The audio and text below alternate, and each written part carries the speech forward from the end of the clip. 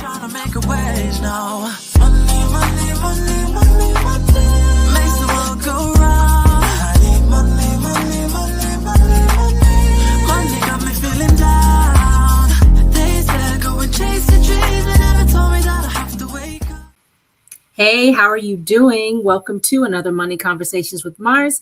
I am your host, Marshall Weeks, also known as Money Mars, the financial creative. I don't know if you follow me on social media. I enjoy creating different things around the financial theme, believe in providing practical tips, information, money mindset quotes. If you're not following me, you should follow me on Instagram _money things from Mars, and of course, Facebook. Marshall Weeks MBA. So great to be back here with you.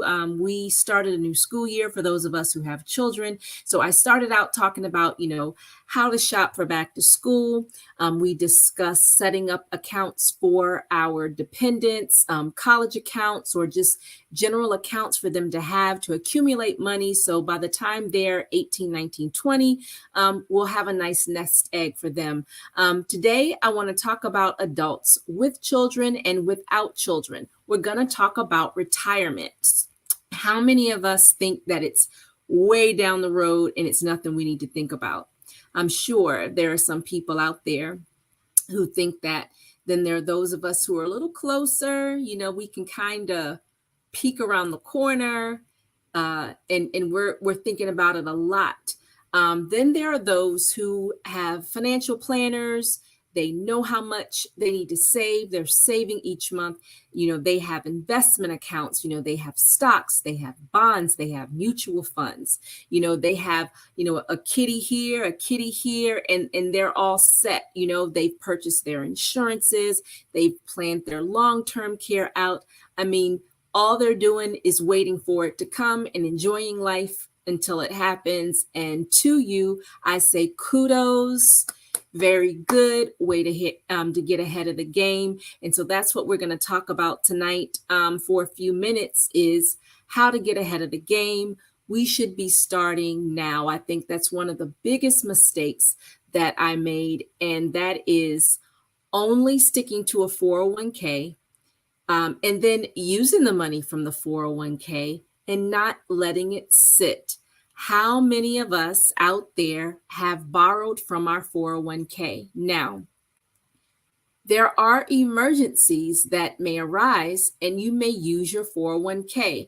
I remember being told, you use your 401k to purchase a house or make a down payment. However, as I have continued to learn and follow my own path into financial literacy, becoming licensed, and, just really absorbing all the information there is out there. There's so much information. We're tripping over information.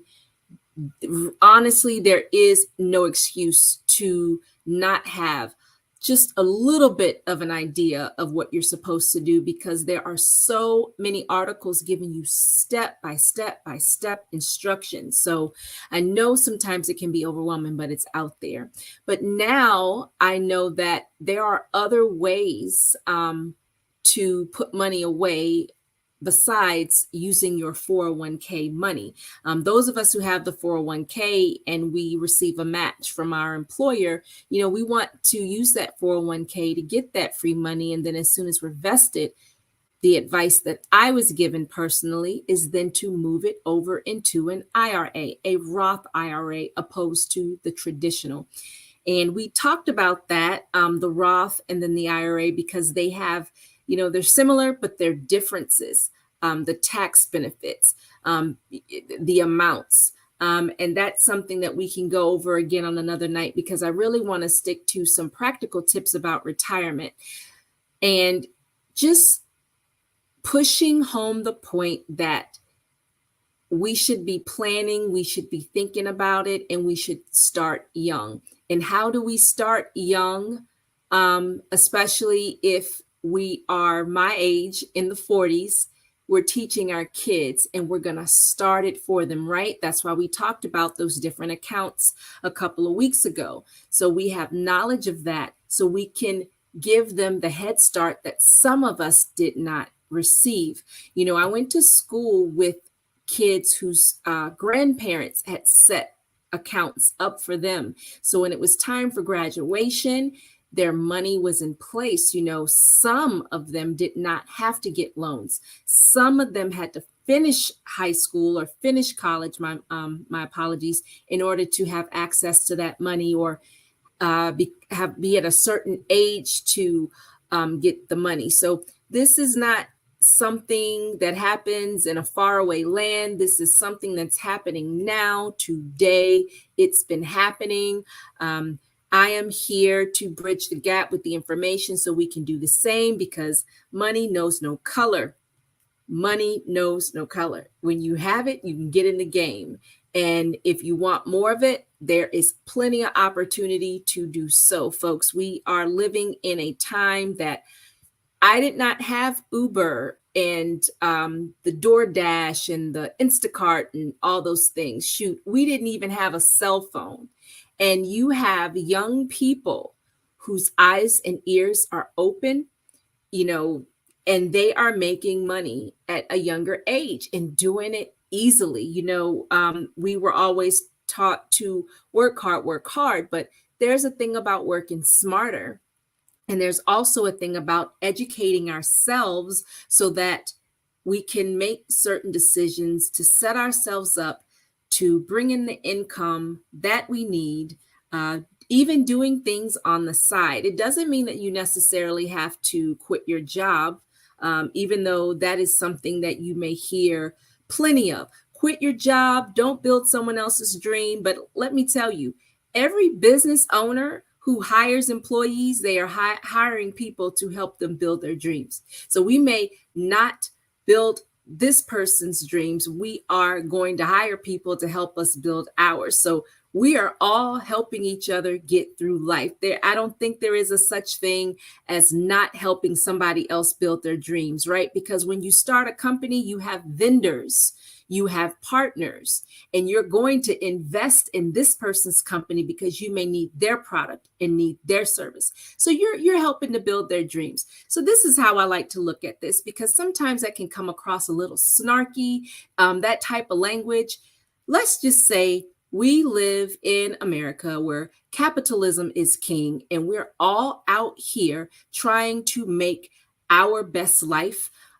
As believers, we are hearing from the Holy Spirit on which way to go, what to do, who to talk to, who to partner with. And we're all coming together with our collective knowledge, skills, talents, and abilities given to us by God. And we're going to help each other get to where we need to go.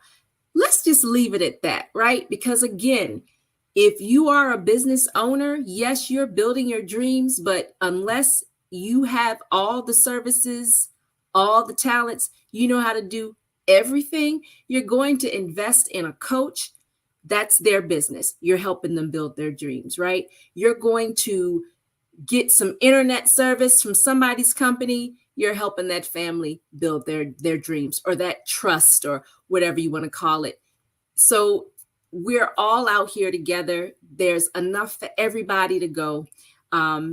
And, we just got to help each other invest in our friends' companies, or just people we know in our communities, because collectively, that's how we bring up a community, and that community feeds into the world at large, right? And so if everyone just does their part, we can make the world a better place. But it starts with us in the mirror, those of us who are believers, making sure we have that connection so we know what to do. So I'm going to get off of that, and let's share the screen, and let's get into, I'm only going to do 6 today, and I'll do the other 7 next week. You all have heard me talk about MarketWatch. I think MarketWatch is a great website. You do not have to be a financial expert to read MarketWatch. They keep up with all the things that are going on in the world. If you're one person who likes to watch the stock market, they have plenty of articles about that. If you're just into personal finance, there's a section for that.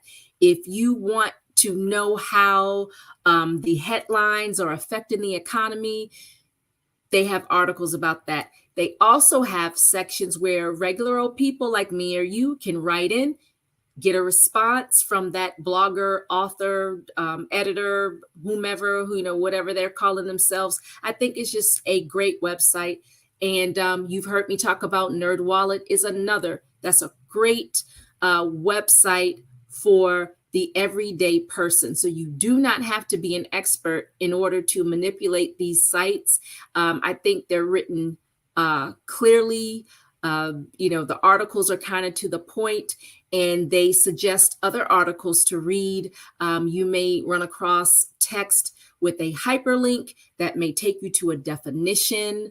NerdWallet is very good for that. So you can read, look up things, you may read something else to help you understand. And, if you want to take the time out to do so, you can come out with a pretty good understanding.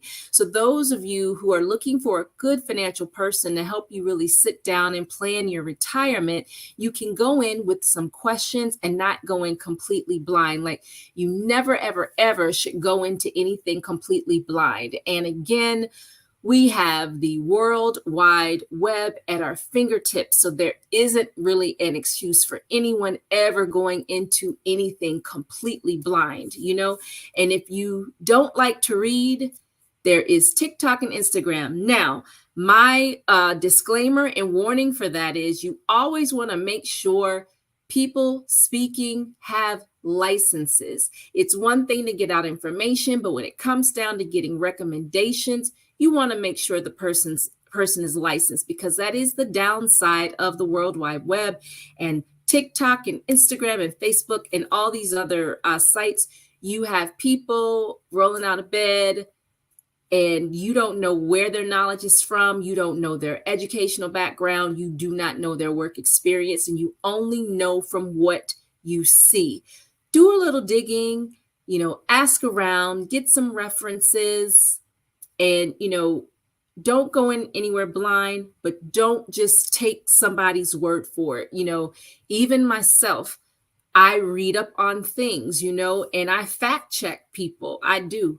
I'm not too big of a fan of TikTok. Nothing wrong with it. I just prefer Instagram, but I'm more of a reader and I'm looking for a certain point of view. So I'm really not looking to be necessarily entertained. I want to read something and I want to hear from someone who really has that expertise. So if I have a question, they can really help me. And we all know people, like, I have people who call me up. They know that I know my insurance. They know that I can create a budget. They know that I can do the financial analysis. I can tell them, okay, this is what we need to do to save money each month for retirement. But am I the person to come where you say, hey, should I invest in this or that? That's not me. I can put you in touch. I have partners who that's what they do. But it is important for you, especially as we go into talking about retirement, is to get someone who can tell you when to move your money, what you should be looking at, how much you should put here, how much, your caps, what your limits are, invest in a Roth or invest in a traditional IRA, because it's different for everybody. So that is the other thing about taking advice, from these 30-second clips and 1-minute clips from TikTok, Instagram, or Twitter, or, I don't even know what the limit on the videos really are, but you have to be careful, because what they're saying, it may sound good and it could be really good advice, but you want to go and you want to read about it and make sure that applies to you and your situation, right? Money is life, life is money. You may be a family of 6, or you may be a person with no dependents. So the advice that one would give the family of 6 is going to be different from what they give to a single person. Does that make sense? So let's just rule of thumb, do your research. And just like in the Bible, we need some witnesses, right? So if you read John such and such, so-and-so, you need to find 2 or 3 other scriptures so you can get the correct understanding. And then you may want to pull out a couple other reference books to make sure you understand the text, above, below, you know what I mean? Not just like plucking out one verse and now I got a conviction. No, what does this mean? What is the context? Who wrote this? What was going on? That is important. So, if you dig out a financial book that was written 25 years ago, you do know that it's going to be different now. And these are the things that I had to learn in my journey, in order for me to be good at what I do. All right. So I've talked enough about that, but it's just important. It's just important. I'm going to share my screen and let's get into some retirement talk. So you already heard me say, folks, that start early. You want to start early. So we don't want to wait until you're 10 years away, because what if you haven't been saving any money, right? We want to tell our young people, if we have young people in our lives, we may mentor them at church. You may lead a youth Bible study. You may have nieces or nephews. Tell them, hey, start putting some money aside. Right now you don't have a lot of bills coming in. So you can put aside, you may be living with parents, living in a dorm, and you may have a part-time job. Put $100 away a month, just simple things like that, that can help. So if you want to go ahead and read all 13 must-dos for your pre-retirement checklist, go to MarketWatch. Look up Robert Powell's retirement portfolio. It was published April 20th of this year, and it was updated like a couple of days afterwards. And I do appreciate how even on NerdWallet and MarketWatch, how they always go up and update it with information, because things change. The author may have left out something, or he may have learned something, right? People to me who give the best advice, financial advice, or any type of advice, to me, are lifelong learners. They are aware of updates and things of that nature. Same as, if you have a tax person, we have a tax accountant. He reads the updates. You don't want a tax person who does not know what's going on. If laws have been written, updated, and you don't have time to keep up with it, I don't have time to keep up with it, but you want to hire someone that does. Okay. So updates, very, very important. All right. So first thing, what's your expected starting date for retirement? So, how old are you? What age do you want to retire? That's something to think about. You may want to be practical, but then it's okay to dream, because you never know. You get in front of a good financial person and they may be able to say, okay, you want to retire in 20 years, or if you're 25 years old and you want to stop working at 40, they could give you a plan for that. The question then would be, are you going to follow the plan? So what's your expected starting date for your retirement? Okay. We're going to estimate retirement income and expenses. That is very important. Now, you may be thinking, okay, I know people right now in their 20s and 30s, and some of them, they're my clients, who they are expecting to pay their home off in the next 10 years. So they already know that they can scratch off having a mortgage. Estimate that, pull up your mortgage statement if you have it. See what your payoff is. If you were to pay it off tomorrow, they typically have like a little button you click and you can see that amount. Also, look to see how many years you have left on your mortgage. You may be in the position where you want to start doubling up. If you have the extra money, some people do, or maybe making a payment and a half. It just depends on what your debt is. So if you don't have a lot of debt and you're anticipating retiring early, that may be something that you want to put your attention on. So when you're making your estimated income and expenses list, you want to cross that off. It's great to find that out now. What can I pay off, or what can I plan to pay off over time, so that I have that. All right. Next, what we want to do is plan for long-term care costs. Now, we don't ever want to think that we're going to be sick in our later years. However, it's also okay to plan for that. Here's an example. My mom, I remember her telling us that she purchased cancer insurance. We were still in high school. Unfortunately, my mom did succumb to the complications of ovarian cancer, but we were like grown. This was like a couple decades later. But she purchased her, it's the insurance with the duck. I can't remember the name of it, but she had that in place and a couple of things in place just in case. Was she planning on getting cancer? No, she wasn't. However, she set it up so she wouldn't have to worry about it. So plan for long-term care costs. And I'm not saying plan to get cancer or be thinking about that, but there are other things you may want to look at. How much would a medical plan cost after I'm working? Because remember, when I stop working, for those of us who are not law enforcement or maybe federal law enforcement, I do know that they do get to keep some benefits. But for, your corporate person on average, they do not keep many benefits unless you are in the C-suite, CEO, CFO, COO, CIO, those folks. They may have a little more benefits than your regular supervisor, manager, subordinate, or what have you. So plan ahead for your medical. Manage and mitigate retirement risks. Inflation.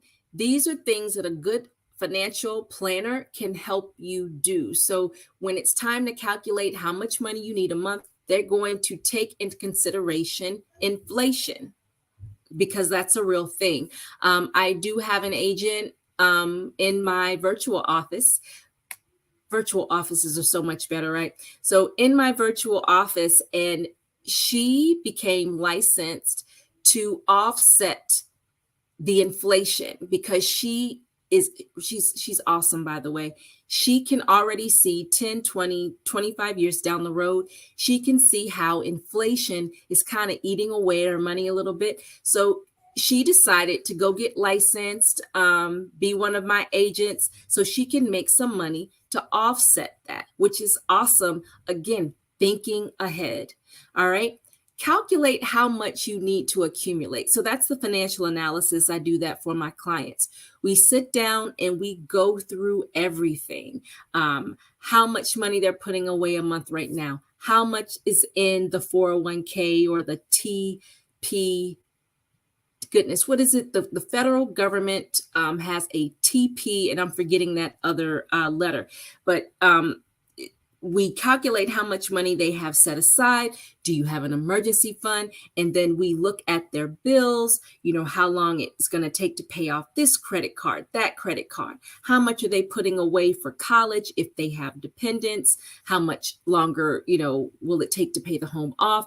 And we look at all of these things so we can calculate how much money they're going to need.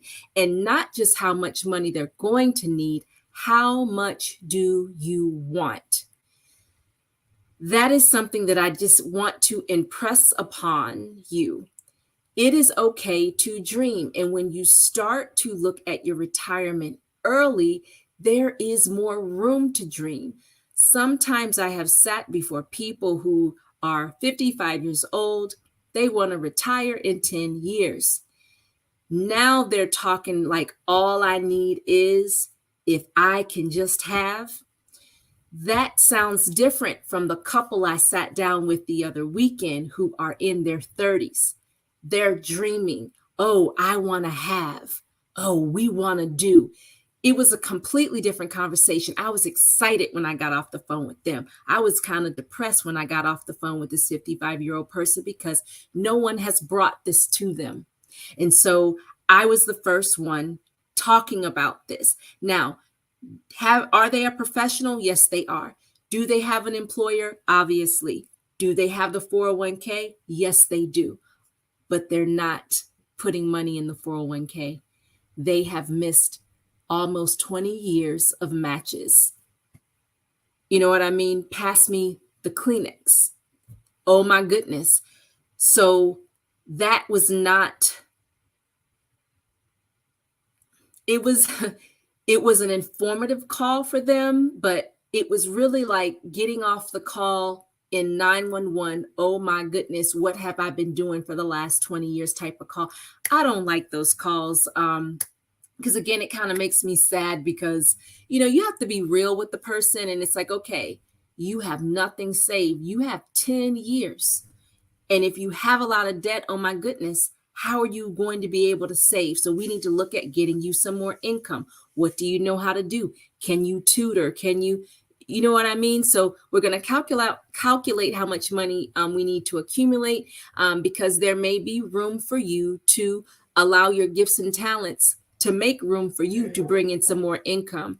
All right. And then we want to adjust our portfolio. Again, that's when the professional comes into play so they can help you. You may max out the 401k. All right. So now it's time to move it over. Depending on your age, you may want to use another investment vehicle.